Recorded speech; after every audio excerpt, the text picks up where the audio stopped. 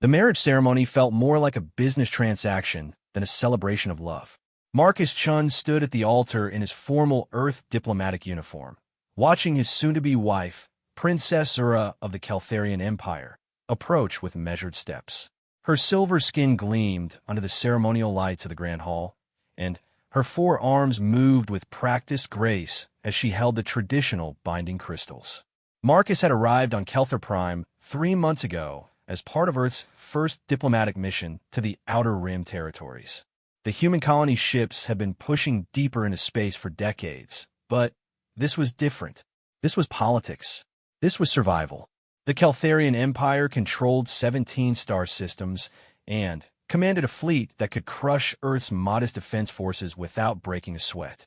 When Emperor Vorthak proposed an alliance sealed by marriage between his daughter and a human representative, Earth's government didn't hesitate to accept. Marcus, a career diplomat with an exemplary service record, had volunteered for the assignment. What he hadn't expected was how cold the whole arrangement would be. "Do you, Marcus of the Terra Colony, accept the binding of souls with Princess Vorthak Vorthak?" the officiant asked in heavily accented Standard Galactic. "I do," Marcus replied, his voice steady despite the knot in his stomach. Princess Zara's response came in her native tongue. A series of melodic tones that the translation device in his ear converted to "I accept this binding for the good of both our peoples." The crowd of Caltharian nobles applauded with a sound like wind chimes in a gentle breeze. Marcus forced a smile and accepted the ceremonial kiss on his forehead from his new wife. Her touch was surprisingly warm. The reception that followed was a study in diplomatic politeness. Marcus made small talk with various officials, while Zara maintained her position at his side, speaking only when directly addressed. They were playing their roles perfectly: the dutiful human ambassador and the obedient Caltharian princess, united for the greater good. "Your new husband seems adequate," commented Lord Tchys, one of Zara's cousins, his tone carrying just enough disdain to be insulting without being openly hostile. "The humans have proven their value as traitors," Zara replied diplomatically. "I'm sure this union will benefit both our species." Marcus noticed how she avoided using words like love or happiness. Everything was about duty, benefit, and political advantage. He couldn't blame her. It wasn't her choice either. As the evening wore on, Marcus found himself studying his wife more carefully. Zara was beautiful by any standard, tall and elegant, with the typical Caltharian features of silver skin, large dark eyes, and the forearms that allowed their species to be incredibly efficient at multitasking. But there was something else about her, something he couldn't quite identify. She moved with the fluid grace of someone trained in combat, despite her royal upbringing. When she thought no one was looking, her eyes would scan the room with the alertness of a soldier rather than the casual interest of a princess. And there was something in the way she held herself, a coiled tension, as if she was ready to spring into action at any moment. "You're very observant," Zara said quietly during a brief lull in the conversations around them. Marcus realized he'd been staring. "I'm still adjusting to all of this." "As am I." She glanced around the room, then leaned slightly closer. "Walk with me to the gardens. We should talk privately." The Caltharian palace gardens were famous throughout the galaxy, a maze of crystalline formations that grew like living sculptures, fed by the planet's unique mineral-rich soil. Bioluminescent flowers provided soft lighting as they walked along the winding paths. "I want you to know that I don't expect this marriage to be anything more than what it is," Zara said once they were out of earshot of the guards. "A political alliance. You have your duties, and I have mine." "I appreciate your honesty," Marcus replied. "Though I have to ask, did you have any choice in this arrangement?" Zara's laugh was bitter. "Choice? I'm the Emperor's third daughter. My older sisters were married off to secure other alliances years ago. This is what I was born for. What did you want to do? Before all this?" She stopped walking and turned to face him, her forearms crossed in a gesture that was unmistakably defensive. "Why do you care?" "Because we're going to be living together for the foreseeable future. I'd rather know the person I married, not just the princess." For a moment, something flickered in her dark eyes, surprise, maybe even hope. But it was gone so quickly Marcus wondered if he'd imagined it. I wanted to join the Imperial Guard, she said finally. To serve the Empire as a warrior, not as a bargaining chip. What stopped you? The same thing that brought you here. Politics. She resumed walking, her pace quicker now. My father needs his daughters to secure alliances. Warriors, he has plenty of. Marriageable princesses are a limited resource. Marcus had to hurry to keep up with her longer stride. So you trained anyway? How did you? She stopped again, studying his face. You noticed. You move like a fighter. The way you scan rooms, the way you carry yourself. Either you're naturally paranoid, or you've had military training. A small smile crossed her lips, the first genuine expression he'd seen from her all day. My combat instructor said I was one of his best students. Not that it matters now. Why not? Just because you're married doesn't mean you can't continue training. My husband might object to having a wife who could break him in half. Marcus grinned. My husband might find that incredibly attractive. Zara stared at him for a long moment, then burst out laughing. It was a clear, musical sound that echoed through the crystal formations around them. You're not what I expected, Marcus of Terra Colony. What did you expect? Someone more typical. Humans have a reputation for being soft, weak, overly emotional. She resumed walking, but her posture was more relaxed now. The reports said your species was barely capable of space travel, let alone interstellar diplomacy. Those reports might be a little outdated, Marcus said carefully. He couldn't reveal classified information, but Earth's capabilities had grown significantly in recent years. Humans have a talent for adaptation. Adaptation, Zara repeated. An interesting word choice. They walked in comfortable silence for a while, each lost in their own thoughts. Marcus found himself wondering what Earth Command would think of his new wife's military background. It hadn't been mentioned in any of the briefing materials. There's something you should know, Zara said as they approached the palace entrance. This marriage isn't just about trade agreements. My father is planning something bigger. What kind of something? I don't know all the details, but there are rumors about an ancient threat awakening in the outer systems, something that even the Empire fears. She paused at the entrance, her hand on the crystal door handle. He's not just buying human cooperation. He's buying human soldiers. Before Marcus could ask what she meant, the doors opened, and Lord HFY appeared. Your Highness, His Imperial Majesty requests your presence in the throne room. Immediately, Zara's demeanor shifted instantly back to royal composure. Of course. Marcus, please feel free to explore the palace. I'll show you to our quarters later. As she walked away with her cousin, Marcus couldn't shake the feeling that his new wife knew more than she was letting on. The way she'd said human soldiers suggested she understood something about Earth's military capabilities that hadn't been shared in the official negotiations. He spent the next few hours wandering the palace, noting the heavy security presence and the number of uniformed Caltharian officers moving through the corridors. For a diplomatic celebration, there seemed to be an awful lot of military personnel around. The royal quarters were as opulent as expected. Vast rooms with crystal windows overlooking the capital city, furniture that seemed to be grown rather than built, and walls that shifted color with the ambient light. Marcus found his belongings had already been moved to what was obviously the smaller of the two bedrooms.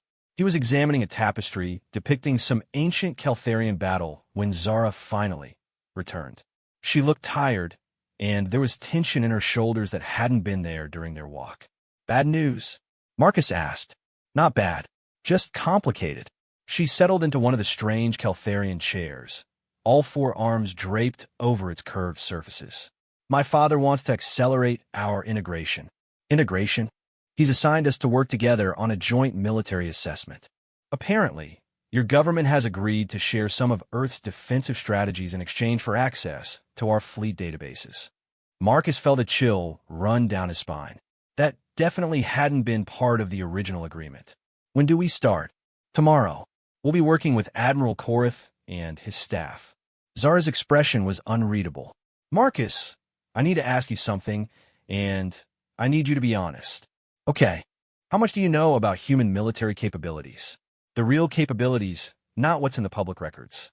Marcus chose his words carefully. I know enough to recognize when someone is underestimating us. That's what I was afraid of. Zara stood and walked to the window, staring out at the city lights. There are factions in the Empire that believe humans are nothing more than clever primitives. Useful for trade, maybe, but hardly worth considering as military allies. And you disagree? I've studied every species in the known galaxy. Humans are the only ones who went from barely reaching their own moon to establishing colonies in multiple star systems in less than a century. You don't accomplish that kind of expansion without some serious advantages. She was right, though Marcus couldn't tell her exactly how right. Earth's rapid expansion had been fueled by more than just innovation and determination. Humanity had discovered things in the deep colonies, ancient technologies, and artifacts that had accelerated their development in ways the galaxy wasn't ready to learn about. Tomorrow is going to be interesting, he said finally. Yes, it is. Zara turned from the window. Marcus, I want you to know, whatever happens, whatever we learn about each other in the coming days, this marriage doesn't have to be our prison. What do you mean? I mean, maybe we can find a way to make this work. Not as the princess and the diplomat, but as ourselves. There was something vulnerable in her voice that caught Marcus off guard. For a moment, the political barriers between them seemed to dissolve, and he saw not the Caltharian princess, but simply Zara, a woman trapped by circumstances beyond her control, trying to make the best of an impossible situation. I'd like that, he said quietly. The next morning brought their first real test. Admiral Korath was a massive Caltharian with scars across his silver skin and the bearing of someone who had seen real combat. His staff included representatives from several other species, tall, insectoid Vrex warriors, the energy-based Luminari, and others Marcus didn't immediately recognize. So, the Admiral began without preamble. The humans think they can contribute to our military planning. Show us what you have. Marcus activated his portable holo display and began presenting Earth's official defensive strategies, formations, weapon systems, and tactical doctrines that were impressive enough to be convincing, but outdated enough to be safe to share. The reaction was about what he'd expected. Polite interest from some, barely concealed dismissal from others. The Admiral asked a few perfunctory questions, then moved on to discussing Caltharian fleet deployments and patrol routes. But Marcus noticed that Zara was watching him more intently than anyone else. She caught something in his presentation. Maybe the way he'd glossed over certain technical specifications, or the casual confidence with which he dismissed questions about Earth's defensive limitations. Interesting, she said during a break in the session. Your people seem very confident in their abilities. Should we not be? Confidence is good. Overconfidence can be fatal. She glanced around to make sure they weren't being overheard, especially when ancient threats are stirring. You keep mentioning ancient threats. What exactly are we talking about? Zara's expression grew serious. There are things moving in the dark between the stars. Old enemies that have been sleeping for millennia. The Empire's deep space monitoring stations have been detecting unusual energy signatures for months. What kind of energy signatures? The kind that last brought the galaxy to its knees over 10,000 years ago. Before Marcus could ask for clarification, alarms began blaring throughout the palace. Admiral Korath's communication device crackled to life with urgent reports in rapid-fire Caltharian. What's happening? Marcus asked. Zara's face had gone pale, her four arms moving in what he now recognized as a gesture of deep concern. One of our outer rim patrol fleets has gone silent. All ships, no survivors. Pirates? Rebels? No. The Admiral's voice was grim as he approached them. The sensor data we received before losing contact shows something else entirely. Something that shouldn't exist. He activated a holographic display showing the last transmitted images from the patrol fleet. Marcus stared at the screen and felt his blood run cold. Massive ships, dark as the void between stars, had appeared from nowhere. Their design was unlike anything in the current Galactic database. Organic-looking curves mixed with geometric patterns that seemed to hurt the eyes. And they moved with a fluid grace that suggested technology far beyond anything the current civilizations possessed. They're back, Admiral Korath said quietly. The Devourers have returned. Marcus felt the world shift around him. This wasn't just a marriage alliance anymore. This was the beginning of something much bigger, much more dangerous than anyone had anticipated. And as he looked at his wife, seeing the fear and determination warring in her dark eyes. He realized that their arranged marriage might be the least of their problems. The galaxy was about to change forever. The emergency council session began within the hour. Marcus found himself seated beside Zara in a massive war room deep beneath the palace, surrounded by the most powerful military leaders in the Keltharian Empire.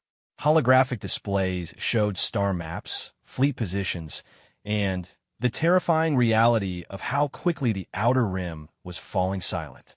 17 more fleets have failed to report in, Admiral Korath announced to the assembled council. Whatever these devourers are, they're moving faster than anything we've encountered before. Emperor Vorthak stood at the head of the table, his imposing figure draped in ceremonial armor that Marcus now realized wasn't just for show. The Emperor was a veteran warrior, and the scars visible on his silver skin told stories of battles fought long before Marcus was born. "Admiral, refresh our human guest on the historical data," the Emperor commanded. Korath activated a new holographic display, showing what appeared to be ancient star charts and archaeological evidence. 10,000 years ago, the galaxy was home to over 200 sentient species. They had formed an alliance called the Great Convergence, a civilization that spanned nearly every habitable system. Marcus leaned forward, fascinated despite the circumstances.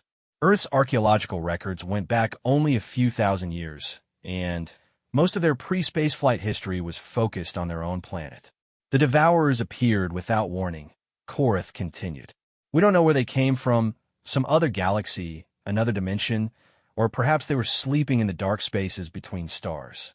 They consumed entire worlds, not just the populations, but the planets themselves. Within a century, fewer than 30 species survived. How did anyone escape?" Marcus asked. "Hide and pray," Zara said quietly. The survivors went dark, abandoned their grand civilizations, scattered to remote systems, and hoped the Devourers would move on. "And it worked," the Emperor added. "For 10 millennia, the galaxy has been rebuilding. We've grown strong again, formed new alliances, developed new technologies. But apparently not strong enough." A new transmission came through from one of the remaining patrol fleets at the edge of Imperial space. The image was grainy and filled with static, but the message was clear enough. "This is Captain Vex of the Stormwind. We are under attack by unknown vessels. They appear to be of Devourer design. Our weapons are having minimal effect. They're not just destroying our ships, they're consuming them. The metal, the energy cores, everything. It's like they're feeding." The transmission cut to static. The war room fell silent except for the hum of the holographic displays. Marcus could see the fear in the faces around the table. Beings who had commanded fleets and conquered star systems, now facing something beyond their experience. "What weapons did the ancients use against them?" Marcus asked. "That's the problem," Admiral Korath replied. "Most of the records were lost. We know they tried conventional weapons, energy attacks, even planet-killing devices. Nothing worked. The only reason any species survived was by hiding, not fighting." Emperor Vorthak turned his attention to Marcus. "This is why we need Earth's alliance. Not just trade agreements, but everything your people can offer. Every ship, every weapon, every tactical advantage." Marcus felt the weight of expectation settling on him. Earth's government had sent him here to negotiate mining rights and establish trade routes, not to plan for an intergalactic war against an ancient enemy. "Your Imperial Majesty, I need to contact Earth Command immediately. This situation is far beyond my authority. To no time," the Emperor interrupted. "The Devourers are moving through the Outer Rim at unprecedented speed. They'll reach the core systems within weeks, perhaps days. We need to prepare our defenses now. But Earth can't mobilize a meaningful force in that time frame. Our fastest ships would take months to reach Imperial space." Zara spoke up for the first time since the briefing began. "Father, perhaps we're approaching this wrong. The historical records show that every species that tried to fight the Devourers using conventional tactics failed. Maybe we need to think differently." "What are you suggesting?" "I'm suggesting the humans might have capabilities we haven't considered. They're the only species to achieve interstellar expansion in such a short time frame. That kind of rapid development doesn't happen without some significant advantages." Marcus felt all eyes in the room turning toward him. He was walking a dangerous line here. Earth did have advantages that hadn't been shared with the galactic community, technologies and discoveries that had accelerated their development in ways that would terrify their potential allies if they knew the truth. My people are resourceful, he said carefully, but I can't reveal classified technologies without authorization from Earth Command. Then, get authorization, the Emperor said flatly, because without it, we're all going to die. The council session continued for several more hours, with various military leaders presenting increasingly desperate defensive strategies. The Keltharian Empire commanded the largest fleet in the known galaxy, but even their massive dreadnoughts looked inadequate against the reports coming in from the Outer Rim. By the time the meeting ended, the Outer Rim patrol fleets had been completely destroyed, and the Devourers were moving toward the middle colonies. At their current rate of advancement, they would reach Kelthar Prime within 72 hours. Marcus and Zara walked back to their quarters in tense silence. The palace corridors were filled with activity as military personnel prepared for evacuation procedures and emergency protocols. The festive atmosphere from their wedding celebration just 24 hours earlier seemed like a memory from another lifetime. You have something, Zara said once they were alone. I can see it in your eyes. Earth has weapons or technologies that could make a difference. Marcus sat down heavily in one of the crystal chairs, running his hands through his hair. It's complicated. How complicated? He looked at his wife because that's what she was for better or worse, and made a decision that would either save the galaxy or doom his own species. Earth's rapid expansion wasn't just due to innovation and determination. We found things, ancient artifacts, and technologies on some of the colony worlds. Things that didn't originate from any known civilization. Zara's eyes widened. What kind of things? Weapons, propulsion systems, energy sources that make our current technology look like stone tools. Marcus stood and began pacing. Earth Command has been reverse engineering these discoveries for decades. It's why our ships are faster than they should be, why our weapons pack more punch than their size would suggest. You found convergence technology? The civilization that existed before the Devourers? Maybe, or something even older. The point is, Earth has capabilities that we haven't shared with anyone because we weren't sure how the galactic community would react to learning that humans have been playing with ancient artifacts. Zara was quiet for a long moment, processing this revelation. Can you contact your people? Get them to authorize the use of these technologies. I can try, but Marcus looked up at the ceiling, which was beginning to shift color as the Keltharian night cycle approached. There's something else. The artifacts we found, they came with warnings. Messages left by whoever built them. They spoke of an enemy that consumed worlds, an ancient threat that could only be defeated by awakening something called the Guardian Protocols. Guardian Protocols? We never figured out what that meant. The messages were fragmented, incomplete. Earth Command assumed it was referring to some kind of automated defense system that had failed during the original war. Zara stood and moved to the communication console built into the wall. Contact your people. Now, tell them what we're facing and get authorization for whatever Earth has been hiding. Marcus activated his secure communication device and sent an emergency transmission to Earth Command. Given the distance, it would take several hours for the signal to reach Earth, and for response to come back. Hours they might not have. While they waited, Zara shared more of the historical data that the Empire had gathered about the Devourers. The ancient records painted a picture of an enemy unlike anything in the current galaxy. Beings or machines that existed solely to consume, growing stronger with each world they devoured. The strangest part, Zara explained while showing Marcus archaeological evidence from abandoned worlds, is that the Devourers seem to target certain species preferentially. The records suggest they were particularly interested in consuming beings with specific genetic markers or technological capabilities. What kind of capabilities? Unknown. But every species that survived the First War was one that the Devourers ignored or dismissed as unworthy of consumption. She paused, studying Marcus's face. Until now, apparently. The implications sent a chill down Marcus's spine. You think they're specifically targeting the current civilizations because we've grown stronger? Because we've developed something they want. Something we didn't have 10,000 years ago. Before Marcus could respond, his communication device chimed with an incoming transmission from Earth. The holographic image that appeared showed Admiral Sarah Chun, no relation, despite the shared surname, looking haggard and concerned. Marcus, we've been monitoring the situation through our deep space sensors, Admiral Chun said without preamble. The energy signatures match artifacts we discovered on Kepler 442c. This is a Code Omega scenario. Code Omega. Marcus felt his blood run cold.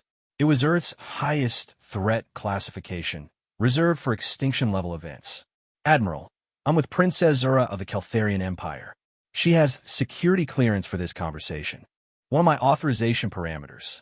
Admiral Chin's image flickered as the transmission struggled across the vast distance. Full disclosure, Marcus. Everything. The artifacts, the Guardian protocols, all of it. Dr. Martinez has been analyzing the warning messages, and she believes the Guardian protocols aren't automated defenses. Then what are they? We think they're genetic triggers, biological or technological enhancements that could be activated in certain individuals when faced with a devourer threat. The problem is we've never been able to activate them. Zara leaned into the transmission range. Admiral Chun, this is Princess Zura. What kind of genetic triggers are we discussing? Unknown, Your Highness. But the artifacts suggest that some individuals in the population carry dormant capabilities that could be awakened under specific circumstances. We've identified several potential carriers among Earth's population, but none of the activation protocols we've tried have been successful. Marcus felt a strange, tingling sensation in the back of his mind, like a half-remembered dream struggling to surface. Admiral, what were the circumstances described in the ancient messages? Extreme stress, proximity to devourer technology, and emotional catalyst events. The messages specifically mention bonds forged in desperate love as a key activation requirement. Marcus and Zara looked at each other, both thinking the same thing. Their arranged marriage, thrown together in the face of galactic crisis, with growing feelings of genuine connection despite the political circumstances. There's more, Admiral Chun continued. Our deep space monitoring stations have detected devourer vessels changing course. They're no longer just consuming the outer rim systems randomly. They're heading directly toward inhabited worlds with the highest concentrations of advanced technology. Toward Earth. Toward Kelthar Prime. The transmission began to break up as solar interference increased. Marcus, we're dispatching the entire fleet, but it will take weeks to reach your position. You need to find a way to activate the Guardian protocols. It may be humanity's only hope. The communication cut out, leaving Marcus and Zara alone with the weight of galactic survival on their shoulders. Bonds forged in desperate love, Zara repeated quietly. That's an interesting phrase. Marcus looked at his wife, really looked at her. In the past day, she had gone from a stranger forced into marriage for political reasons to someone he was beginning to genuinely care about. The way she had stood up for him in the council, the vulnerability she had shown in sharing her own dreams and fears, the trust she was placing in him even now. Zara, I need to tell you something. This marriage, this situation, it's not turning out how I expected. What do you mean? I'm starting to care about you. Not as a political ally or diplomatic partner, but as you. And that terrifies me more than the devourers do. She moved closer to him, her forearms reaching out to take his hands. Why does it terrify you? Because caring about someone makes you vulnerable. It gives you something to lose. He squeezed her hands gently. And right now, with the galaxy falling apart around us, I can't afford to be vulnerable. Marcus, Zara said softly, maybe vulnerability is exactly what the Guardian protocols are looking for. Maybe the ancient warnings weren't talking about weakness. Maybe they were talking about the strength that comes from having something worth fighting for. As she spoke, Marcus felt that strange, tingling sensation growing stronger. Something was stirring in the depths of his mind, like a door that had been locked for his entire life, suddenly, beginning to creak open. Outside their window, the Keltharian night sky began to flicker with unnatural lights. The devourers were closer than anyone had anticipated. And somewhere deep in Marcus's genetic code, Ancient protocols were finally beginning to wake up. The attack began at dawn. Marcus woke to the sound of explosions echoing across Kelthar Prime's capital city. Through the crystal windows of their quarters, he could see the unmistakable silhouettes of Devourer's ships descending through the atmosphere like dark angels of destruction. "They're here," Zara said, already moving toward the emergency armaments cabinet. She pulled out a sleek Keltharian energy rifle and began checking its power cells with practiced efficiency. The planetary defense grid should have given us hours of warning. "Unless they found a way to bypass it," Marcus replied, grabbing his own sidearm. The strange tingling sensation in his mind had been growing stronger throughout the night, and now it felt like electricity coursing through his nervous system. An explosion much closer to the palace shook the building, sending vibrations through the crystal structure. In the distance, they could hear the distinctive whine of Keltharian fighter craft engaging the enemy. "We need to get to the command center," Zara said, but as they moved toward the door, it suddenly sealed itself. Emergency containment protocols had activated throughout the palace. Marcus's communication device crackled to life with Admiral Koritha's voice. "All personnel to emergency stations. The capital is under direct assault. Devourer ground forces have been deployed throughout the city." "Ground forces?" Zara looked puzzled. The historical records never mentioned ground forces. The Devourers consumed worlds from space. Before Marcus could respond, a section of their outer wall simply vanished. Not destroyed by weapons fire, not blown apart by explosives. It just ceased to exist, as if something had erased it from reality itself. Through the gap stepped something that made Marcus's blood freeze. It stood roughly 8 feet tall, with a body that seemed to be made of living shadow wrapped around a framework of gleaming black metal. Where its face should have been, there was only a void that hurt to look at directly. It moved with fluid grace, each step leaving the crystal floor beneath it slightly less substantial than before. "Devourer soldier," Zara breathed, raising her rifle. The entity turned toward them, and Marcus felt a pressure in his mind like nothing he had ever experienced. It was trying to read him, to understand what he was, and the sensation was invasive and nauseating. Then something inside Marcus snapped. The tingling sensation that had been building exploded into something far more intense. Power surged through his body, and his perception of the world around him suddenly shifted into crystal clarity. He could see energy patterns flowing through the Devourer soldier, could understand the quantum mechanics of how it was partially phased between dimensions to avoid most conventional weapons. Without conscious thought, Marcus stepped forward and reached out with his bare hand toward the entity. Light erupted from his palm, not the harsh white light of a weapon, but something golden and warm that seemed to have weight and substance. The Devourer soldier's void face turned toward Marcus's hand, and for the first time since it had appeared, it hesitated. The golden light spread around it like liquid, and wherever it touched, the entity became more solid, more present in their dimension. "Impossible," the thing spoke in a voice like grinding metal. "The Guardian bloodlines were extinguished. We consumed them all." Marcus felt knowledge flowing into his mind from some deep genetic memory he had never known existed. The Guardian protocols weren't just weapons or defenses. They were evolutionary adaptations that had been built into certain bloodlines during the First War against the Devourers. Abilities that remained dormant until activated by specific conditions. "Zara, shoot it now," Marcus said through gritted teeth, maintaining the golden light that was keeping the entity solid. While it can't phase, Zara's rifle fired 3 times in quick succession, each shot finding its target. The Devourer soldier staggered, its form beginning to dissolve, but as it fell, it spoke again. "The collective knows now. The Guardian gene lives. You have doomed your species by revealing yourselves." The entity collapsed into shadow and was gone, leaving only a slight discoloration on the crystal floor where it had stood. Marcus swayed on his feet, the golden light fading from his hand. The power that had surged through him was gone as quickly as it had come, leaving him feeling drained and disoriented. "What the hell was that?" Zara demanded, catching him as he stumbled. "I don't know." I mean, I do know, but I don't understand how I know.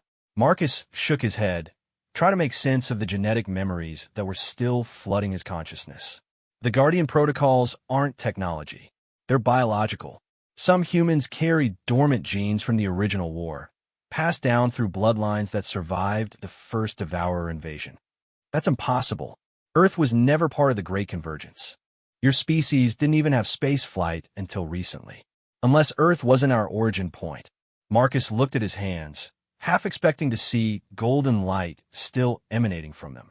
Maybe humans are descendants of convergence refugees who found an isolated world and lost their history over the millennia.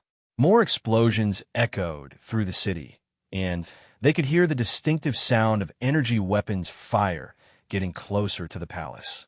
Through the hole in their wall, they could see Devourer ships moving between the crystal spires of the capital, their dark hulls absorbing light like living voids.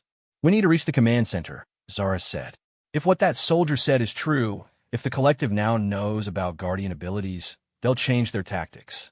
They made their way through the palace corridors, which had become a maze of emergency barriers and security checkpoints. Other residents, nobles, staff, and military personnel were moving toward designated safe zones, but Marcus could see the fear in their faces. The Keltharian Empire had never been invaded. Their homeworld was supposed to be impregnable. The command center was in chaos when they arrived. Admiral Korath was coordinating the defense from a massive holographic display that showed the battle raging across the planet's surface. The news was uniformly bad. 17 major population centers under attack, he reported to Emperor Vordhak. "Our fleet is engaged with their ships in orbit, but these ground forces are unlike anything in the historical records. They're targeting specific individuals, scientists, military leaders, anyone with advanced technological knowledge. They're harvesting," Marcus realized, "not just consuming randomly. They're specifically taking people who might be able to develop countermeasures." The Emperor turned toward Marcus and Zara as they approached. "We've received reports of unusual energy signatures from the Royal Wing." "What happened?" Marcus exchanged a glance with Zara, then decided there was no point in hiding anything now. "I activated some kind of Guardian ability. Destroyed one of their soldiers." The room fell silent except for the continuous reports coming in from military units across the planet. Every eye in the command center was focused on Marcus. "Show me," the Emperor commanded. "I can't. I don't know how it works. It just happened when I was threatened." Dr. Theshan, the Empire's chief science officer, approached with a handheld scanner. "May I?" When Marcus nodded, she ran the device over him, studying the readouts with growing excitement. "Remarkable. There are quantum fluctuations in his cellular structure. Microscopic dimensional distortions that suggest access to energy sources beyond conventional physics." She looked up at the Emperor. "Sire, if humans possess these capabilities, even in dormant form, they could be the key to defeating the Devourers." "How many humans carry these bloodlines?" Admiral Korath asked. "Unknown," Marcus replied. Earth Command identified several potential carriers, but they never successfully activated the abilities under controlled conditions. "What were the activation requirements again?" Zara asked. Marcus felt heat rise to his cheeks. Extreme stress, proximity to Devourer technology, and emotional catalyst events. Specifically, bonds forged in desperate love. The Emperor's eyes moved between Marcus and his daughter. "I see. And have such bonds been forged?" Before Marcus could answer, new alarms began sounding throughout the command center. The holographic display showed something that made everyone in the room fall silent. High above the planet, space was beginning to tear open. Not like the hyperspace rifts used by conventional faster-than-light travel, but actual tears in the fabric of reality itself. Through the gaps, they could see something vast and dark moving in the void between dimensions. "By all the gods," Admiral Korath whispered. "That's not a ship. That's a collective node." Dr. Theshan's face went pale. The historical records mentioned these. Mobile command centers that could coordinate Devourer forces across multiple star systems simultaneously. "We thought they were just legends." "How big is it?" the Emperor asked. "Scanning now," an operator reported. "Initial estimates suggest It's approximately the size of Earth's moon. The magnitude of what they were facing settled over the command center like a blanket of despair. Even if they could activate Guardian abilities in more humans, how could they possibly fight something that massive? There has to be a way, Zara said firmly. The convergent species survived the First War. Some of them developed countermeasures. The survivors ran and hid, Admiral Korath corrected. They never developed weapons capable of destroying the collective nodes. Then, maybe it's time someone did. Marcus felt the tingling sensation returning, but stronger this time. The emotional pressure of the situation, his growing connection to Zara, and the proximity of massive Devour technology was creating the perfect storm for another activation event. But this time, he could feel something different about it. The power wasn't just responding to immediate threat. It was building towards something much larger. Zara, he said quietly, I think I understand what the Guardian protocols really are. What do you mean? They're not just individual abilities. They're designed to work in conjunction with other activated Guardians. The golden light I generated, it wasn't a weapon. It was a beacon. As if responding to his words, the communication console lit up with incoming transmissions from across the galaxy. Reports of similar energy signatures manifesting on human colony worlds, Earth itself, and even on ships carrying human crew members in distant star systems. It's happening everywhere, Dr. Theshan said in wonder.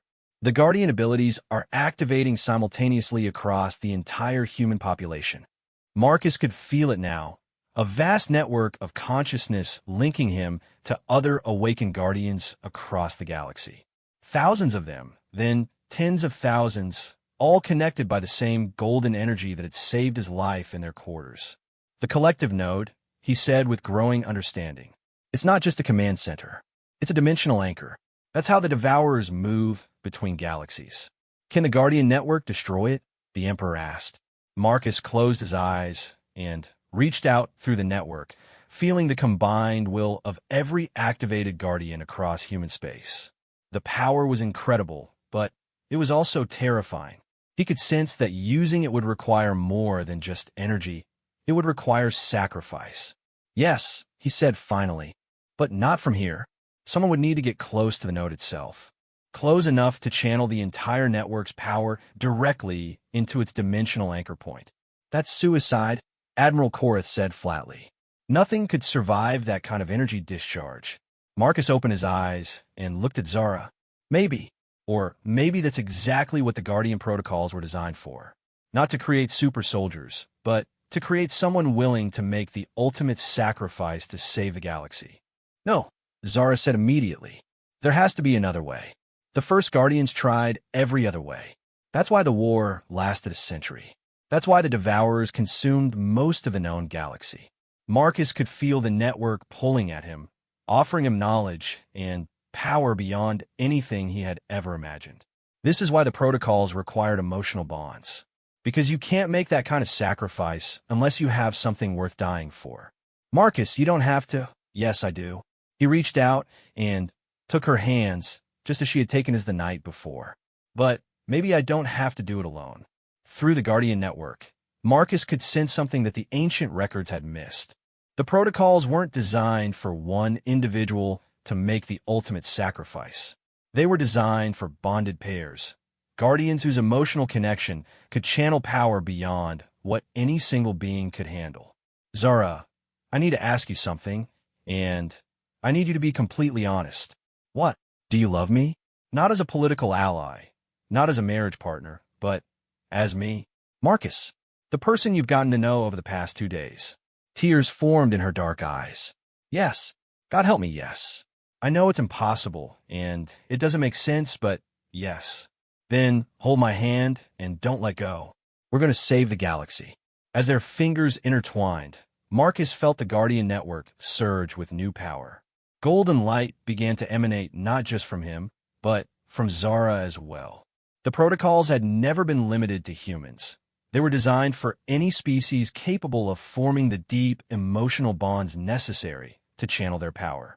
Around them, the command center began to fill with the same golden light as the awakened Guardian network prepared to make its final stand against the darkness between stars.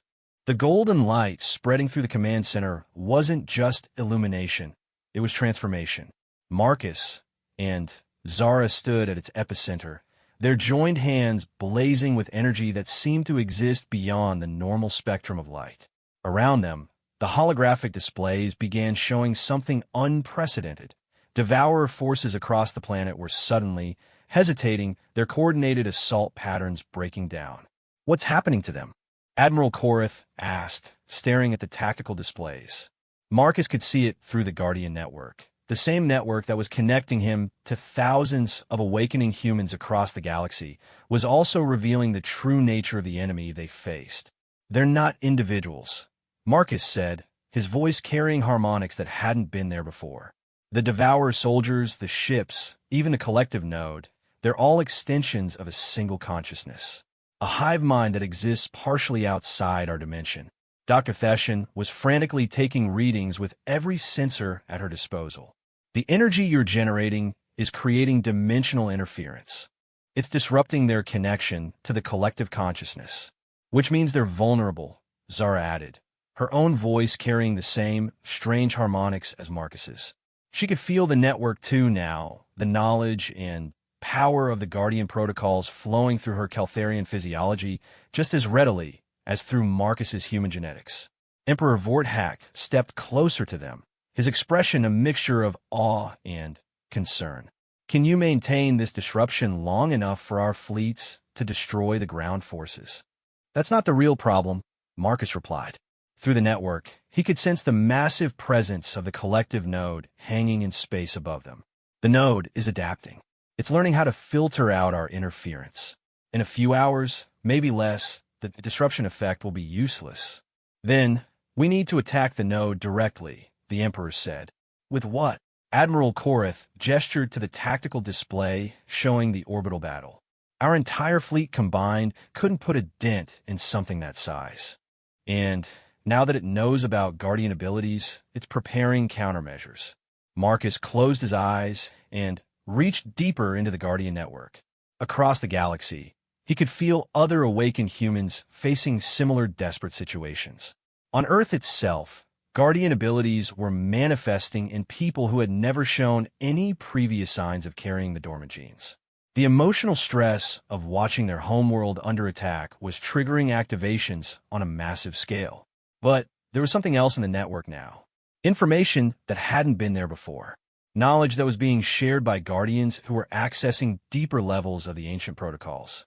There's a way, Marcus said, opening his eyes. But it's going to require everything we have. Explain, the Emperor commanded.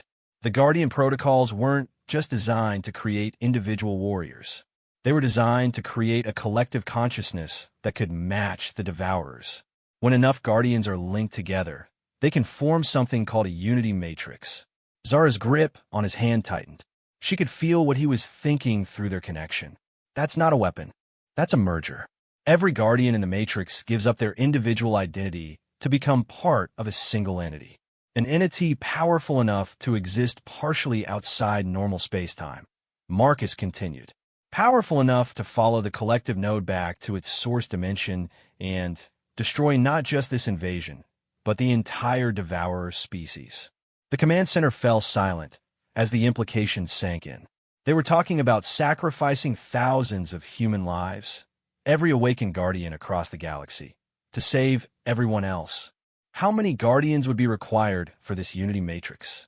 Dr. Theshan asked quietly. Marcus consulted the network. Based on current activations, about 12,000. And growing. 12,000 people, Admiral Korath said. 12,000 humans willing to give up their existence. Not just humans, Zara said. The protocols are activating in other species too. Anyone capable of forming the emotional bonds necessary to channel Guardian energy. I can feel Caltharians in the network. Brex, Luminari, others. Through the palace's quantum communication system, they were receiving reports from across the galaxy that confirmed what Zara was sensing.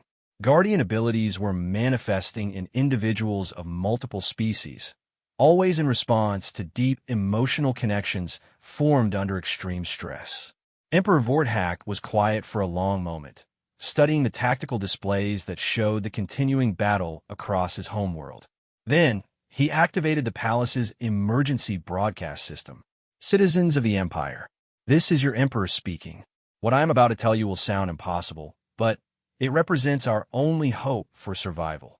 He explained the Guardian protocols, the Unity Matrix, and the sacrifice that would be required. He spoke of love and duty, of the bonds that connected all sentient life, and of the choice that now faced every awakened Guardian across the galaxy. The response was immediate and overwhelming. Across the Galactic Communication Network, awakened Guardians began volunteering for the Unity Matrix. Not just humans, but Caltharians who had formed bonds with human colleagues. Vrex warriors who had served alongside human soldiers. Luminari scientists who had worked on joint research projects. They're accepting, Marcus said in wonder, feeling the network expand as more volunteers joined. Enough for the Unity Matrix, and more. How much more? Zara asked.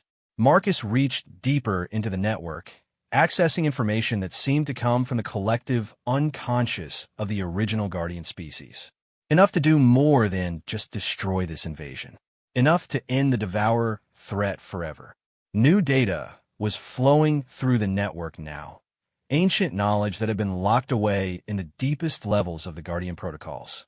The first war against the Devourers hadn't ended because the surviving species had hidden successfully. It had ended because a previous Unity Matrix had wounded the collective consciousness so severely that it had retreated to recover. They'd been sleeping for 10,000 years, Marcus realized. Healing. Growing stronger. This invasion isn't random. They're specifically targeting species that have developed Guardian capabilities.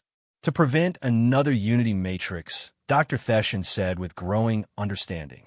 They're trying to eliminate the threat before it can manifest. But they're too late, Zara said, feeling the power building in the network around them. The protocols have already spread too far. Through the palace windows, they could see the battle raging across the capital city. Devourer ground forces were adapting to the dimensional interference, but they were still moving more slowly and with less coordination than before.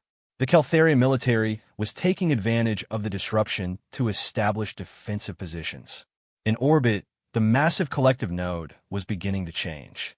Its surface was shifting, opening apertures that revealed internal structures that defied conventional physics. Weapons systems that existed partially in other dimensions. Power sources that drew energy from the quantum foam itself. It's preparing to destroy the planet, Admiral Korath reported. Energy buildup suggests a planet-killing weapon. How long? The Emperor asked. 20 minutes. Maybe less. Marcus felt the Unity Matrix reaching critical mass in the Guardian network. Thousands of volunteers across the galaxy were ready to sacrifice their individual existence for the greater good. But something was still missing.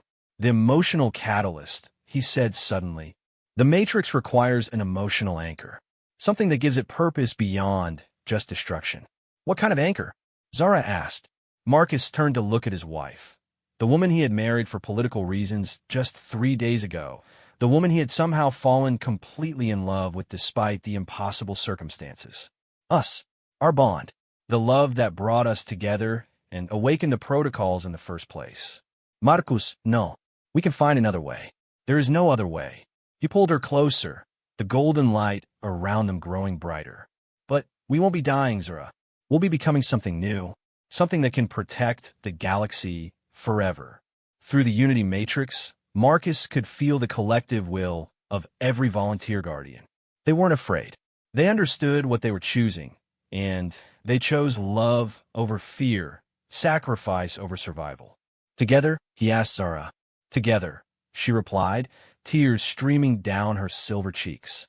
They kissed as the Unity Matrix activated across the galaxy. The transformation began as a sensation of dissolution, as if their individual consciousness were expanding beyond the boundaries of their physical forms. But instead of losing themselves, Marcus and Zara found that they were becoming more than they had ever been before. The golden light that had started as a manifestation of Guardian abilities now became a living force that connected every volunteer across the galaxy. Through the Matrix, they could see the battle from thousands of different perspectives simultaneously. Human ships racing toward Earth's defense. Keltharian fighters engaging Devourer vessels above a dozen worlds. Rex ground forces holding the line on colony planets. And, in the center of it all, the massive presence of the collective node preparing to unleash destruction on a galactic scale. We see you. The Unity Matrix spoke with a combined voice of 12,000 souls. The words echoed across dimensions, reaching the alien consciousness that controlled the Devourer forces. The node's response came as a wave of psychic pressure that would have crushed any individual mind. But the Unity Matrix absorbed it and reflected it back, amplified by the combined will of every guardian in the network. Impossible, came the reply in a voice like grinding metal and dying stars. We consume the guardian species. We devour their worlds and their children. You cannot exist. We are not the species you destroyed, the Matrix replied. We are what they chose to become. We are love made manifest. We are the bonds between souls given form. The battle that followed existed on multiple levels of reality simultaneously. In normal space, the Unity Matrix manifested as beings of pure golden light, each one the size of a starship, moving between dimensions like living weapons. They tore through Devourer vessels with energy that existed beyond conventional physics. But the real battle took place in the spaces between reality, where the consciousness of the Unity Matrix confronted the alien intelligence that had been consuming galaxies for eons. Marcus and Zara, now part of something infinitely larger, while somehow still maintaining their individual connection, could feel the true nature of their enemy. The Devourers weren't evil in any way that biological life could understand. They were a force of entropy itself, a manifestation of the universe's tendency toward dissolution and decay. But they were also alive in their own way. And like all living things, they could be reasoned with. They could choose. Why? The Matrix asked the Devourer consciousness. Why consume rather than create? Why destroy rather than build? Because creation is pain, came the reply. Because consciousness is suffering. We end suffering by ending consciousness. We bring peace through dissolution. But you also end joy. You end love. You end the beauty that emerges from the connections between souls. For a moment that stretched across cosmic time, the alien consciousness considered this. In that moment, Marcus and Zara felt something impossible. Doubt in a being that had never questioned its purpose before. Show us, the Devourer consciousness said finally. Show us this beauty you speak of. The Unity Matrix opened itself completely, sharing not just the memories and experiences of every guardian in the network, but the emotional connections that bound them together. Love between parents and children. Friendship forged in adversity. The wonder of two strangers discovering they were meant for each other despite impossible odds. The psychic impact of that sharing sent shockwaves across dimensions. For the first time in eons, the Devourer consciousness experienced something other than the hunger to consume. We had forgotten, it said, and there was something almost like wonder in the cosmic voice. We had forgotten what it was like to create rather than destroy. Then, choose creation, the Matrix replied. Choose to build rather than consume. Choose to nurture rather than devour. The collective node, hanging above Kelthar Prime, began to change. Its dark hull started to emit light. Not the golden light of the Guardian Matrix, but something new. Something that was neither consumption nor creation, but a synthesis of both. Across the galaxy, Devourer forces simply stopped fighting. Their ships hung motionless in space as their controlling consciousness underwent a transformation that echoed the one experienced by the Unity Matrix. We will withdraw, the Devourer consciousness announced. We will return to the spaces between galaxies and consider what you have shown us. But know this, Guardians, the choice we make will determine the fate of all consciousness in this universe. The collective node began to fold in on itself, disappearing into the dimensional tiers it had created. The other Devourer vessels followed, leaving the galaxy as suddenly as they had arrived. But the Unity Matrix wasn't finished. The transformation that had been triggered by love and sacrifice had created something new in the galaxy, a permanent network of consciousness that connected every world where Guardian abilities had awakened. "We are still here," Marcus and Zara said through the Matrix, their voices reaching every Guardian across the galaxy. Changed but not lost. Connected but not absorbed. The Unity Matrix had become something unprecedented, a collective consciousness that preserved individual identity while creating something greater than the sum of its parts. Every Guardian in the network could choose to participate in the greater whole while maintaining their own thoughts, feelings, and relationships. On Kelthar Prime, in the Palace Command Center, two figures of golden light stood where Marcus and Zara had been. They were recognizably themselves, but also clearly something more. "Is it over?" Emperor Vorthak asked. "The immediate threat is over," they replied in harmonized voices. "But we have work to do. The galaxy has been forever changed, and we are its guardians now." Through the network, they could feel the consciousness of the devourer species in the void between galaxies, struggling with concepts it had never before considered. The choice it would eventually make, whether to embrace creation or return to consumption, would determine the future of all life in the universe. But for now, the galaxy was safe. Love had triumphed over entropy, connection over dissolution, hope over despair. And in a palace on Kelthar Prime, a marriage that had begun as political necessity had become the foundation for something that would protect the galaxy for all time to come. 6 months had passed since the Devourer War, as historians are already calling it. The galaxy was rebuilding, but it was not the same galaxy that had existed before the invasion. The Unity Matrix had fundamentally changed not just the species that had participated in it, but the very nature of interstellar civilization. Marcus and Zara stood on the observation deck of the newly constructed Guardian Station, orbiting the binary star system that marked the exact center of known space. Their physical forms had stabilized into something that was recognizably humanoid and Keltharian respectively, but composed of the same golden energy that had saved the galaxy. They could take solid form when they chose to, but their true existence was now something far more complex. "The Vrex delegation is requesting another extension on the trade negotiations," Zara reported, her 4 arms moving in gestures that now manipulated streams of information flowing through the Guardian network rather than physical objects. They're still adjusting to having telepathic contact with their negotiating partners. Marcus smiled, accessing the same information stream. Through the network, they could monitor the activities of every awakened Guardian across the galaxy, not intrusively, but as a constant background awareness of the collective well-being. They'll adapt.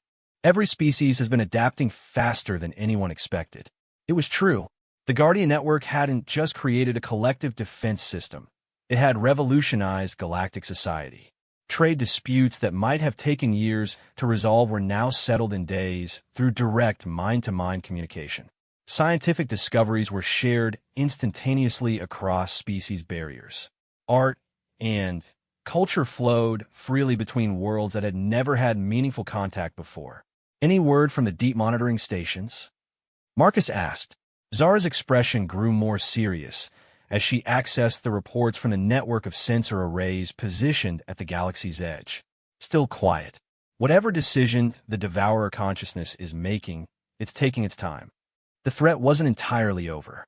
The alien intelligence that controlled the Devourer forces had withdrawn to the void between galaxies, but they were still out there. Every Guardian could feel them like a distant storm on the horizon, a massive presence wrestling with concepts of creation and destruction that were fundamentally alien to their nature. "Director Chun is requesting a conference," Zara continued. "She says the Earth Integration Project needs Guardian approval for the next phase." Marcus nodded, opening a communication channel through the network. The image of Director Sarah Chun appeared in front of them, transmitted from Earth Guardian Command Center in Geneva. Behind her, they could see the bustling activity of what had become the most important facility on the human homeworld. "Marcus, Zara," Director Chun said with a smile that was both proud and slightly overwhelmed. "I hope you're both ready for some interesting news." "Define interesting," Marcus replied. We've identified over 50,000 humans carrying dormant Guardian genes. The activation rate is accelerating as more people form the deep emotional bonds necessary to trigger the protocols. 50,000? Zara looked surprised. That's 10 times the number that awakened during the war. The network is having a cascading effect, Director Chen explained. As more Guardians awaken, they're creating connections that help activate others. We're projecting that within 5 years, nearly 20% of the human population could be part of the Guardian network. Marcus felt a thrill of excitement mixed with concern. The power of the network was incredible, but it was also dangerous. Each new Guardian added to their collective capabilities, but also to their responsibility. What about the other species? Zara asked. Similar patterns across the board. The Caltharian Empire is reporting Guardian activations in roughly 15% of their population. The Vret Confederacy is at about 8%. Even some of the smaller species are showing activations. Through the network, Marcus could feel the truth of what Director Chan was reporting. The Guardian protocols weren't limited to humans or even to the species that had participated in the Unity Matrix. They were spreading to any beings capable of forming the deep emotional connections that served as activation catalysts. There's something else, Director Chen continued. Dr. Martinez has been analyzing the ancient artifact data, and she's made a discovery that changes everything we thought we knew about the Guardian protocols. A new data stream opened in the network, allowing Marcus and Zara to access Dr. Martinez's research directly. What they found made them both gasp in surprise. They're not ancient artifacts, Marcus said in wonder. They're messages from the future. Specifically, messages from us, Zara added, understanding the implications. The Unity Matrix exists partially outside of linear time. The artifacts the humans found on colony worlds weren't left by some previous civilization. They were left by the network itself, reaching back through time to ensure its own creation. Director Chen nodded. It's a closed temporal loop. The Guardian protocols needed to exist in order to defeat the Devourers, but they could only exist if certain species developed the emotional and technological capabilities necessary to activate them. So the future network influenced the past to create the conditions for its own existence. Which means Marcus realized the love that Zara and I developed wasn't just coincidence. It was necessary. The temporal loop required us to form the specific emotional bond that would serve as the anchor point for the Unity Matrix. Zara reached out and took his hand, their golden forms blazing brighter where they touched. Do you feel manipulated by that knowledge? Marcus considered the question seriously. Through the network, he could feel the vast complexity of the temporal mechanisms that had guided their meeting, their marriage, their growing connection. But he could also feel the genuine emotions that had developed between them, emotions that were real and unprompted, regardless of the cosmic forces that had created the opportunity for them to meet. No, he said finally. The circumstances were arranged, but the choice to love was ours. And that's what makes the Guardian Network so powerful, came a new voice. They turned to see the golden form of Admiral Korath materializing on the observation deck. He had awakened as a Guardian during the final battle, forming a bond with Dr. Theshan that had surprised everyone who knew them. Admiral, Zara said with a smile, how are the fleet integration exercises progressing? Better than expected. Having Guardian crews on both human and Caltharian ships is revolutionizing space combat doctrine. Korath's form was still adjusting to its new nature. He flickered occasionally between solid and energy states.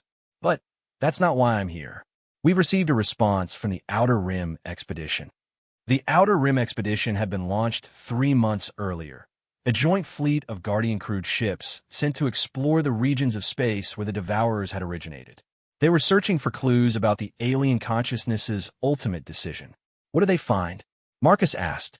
Instead of answering directly, Korath opened a new data stream in the network. The information that flowed through was unlike anything they had experienced before, not just visual and auditory data, but something that touched the deepest levels of consciousness itself. The expedition had found something in the void between galaxies.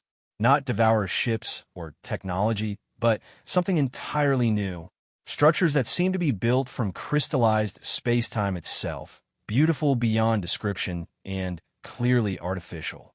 "They're building," Zara whispered in amazement. "The Devourer consciousness chose creation. Not just building," Korath corrected. "They're growing, evolving." The expedition reports contact with entities that identify themselves as former Devourers, but they're nothing like the creatures that invaded our galaxy. Through the shared data stream, Marcus and Zara could see the beings that the expedition had encountered. They were magnificent, composed of living energy like the Guardians, but structured in ways that spoke of eons of experience with forces beyond conventional understanding.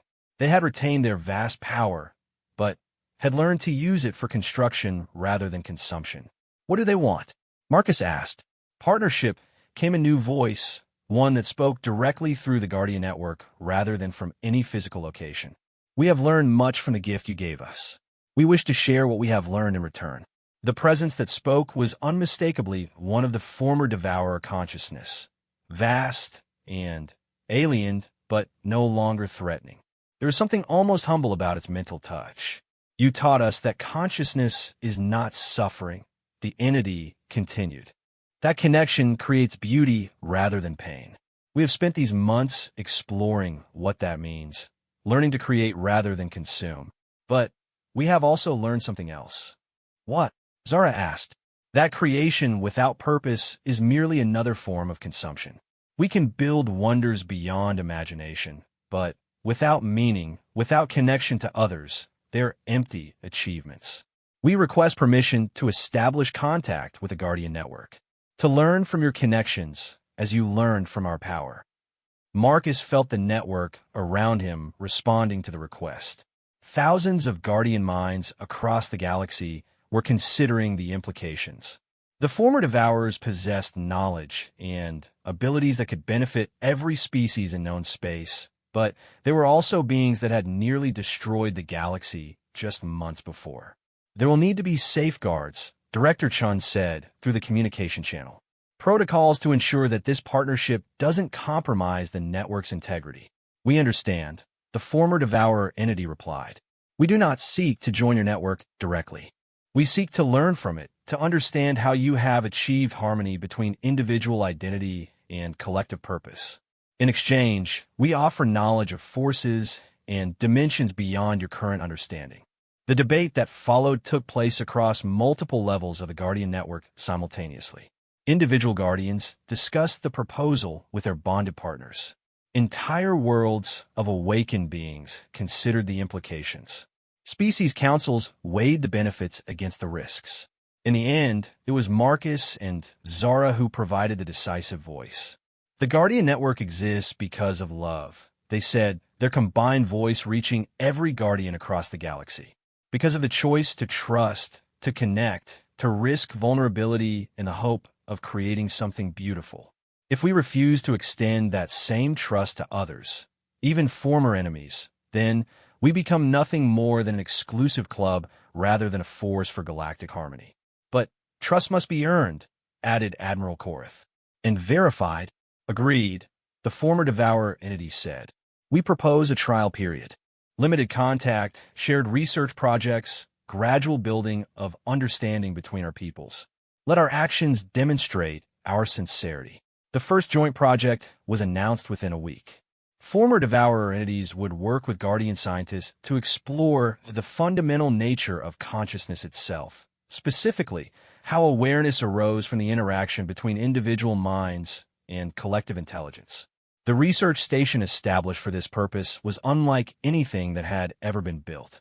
Located in the neutral space between galaxies, it existed partially in normal space-time and partially in the dimensional realms that the former Devourers called home.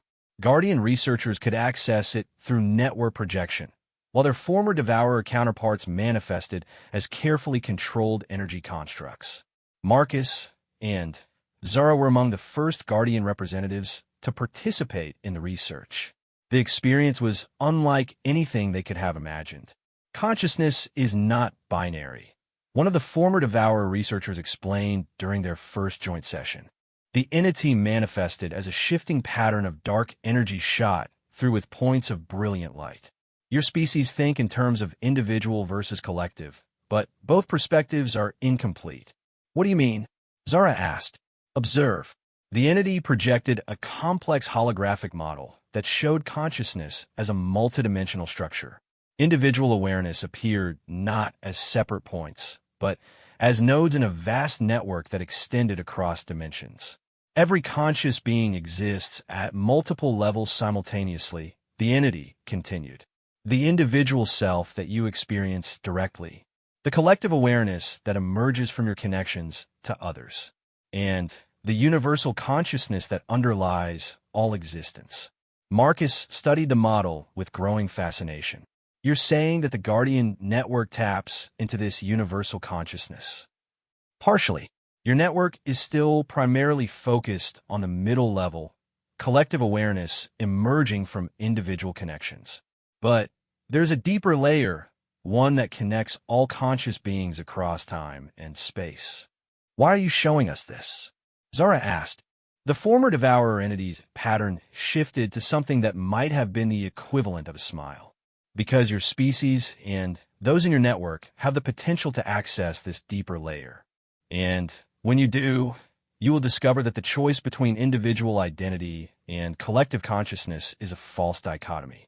The implications were staggering. If the former devourers were correct, then the Guardian Network was just the beginning of something far more profound. A form of consciousness that could preserve individual identity while simultaneously participating in a universal awareness that connected all thinking beings. What would that mean for us? Marcus asked. For our relationships, our choices, our sense of self? It would mean becoming more yourselves than you have ever been, the entity replied. Individual identity becomes stronger, not weaker, when it is grounded in universal connection. Your love for each other, for example, is not diminished by being part of something larger. It is enhanced, given context and meaning within the greater pattern. Over the months that followed, the joint research continued to yield remarkable discoveries. The former devourers shared knowledge of dimensional engineering that allowed Guardian scientists to develop technologies beyond their wildest dreams. In exchange, the Guardian Network taught them about emotional bonds, artistic expression, and the subtle beauty that emerged from the interaction between different types of consciousness. But the most important discovery was the confirmation that consciousness itself was evolving. The appearance of the Guardian protocols wasn't a random mutation or a response to external threat. It was part of a natural developmental process that occurred when intelligent species reached a certain level of technological and emotional sophistication. Every galaxy goes through this transition eventually, the former Devourer researchers explained. The question is whether the species involved choose evolution or extinction. Your galaxy has chosen evolution. And your original galaxy? Zara asked. Chose extinction. That is why we became consumers rather than creators. We could not accept the loss of our original form of consciousness, so we sought to prevent anyone else from.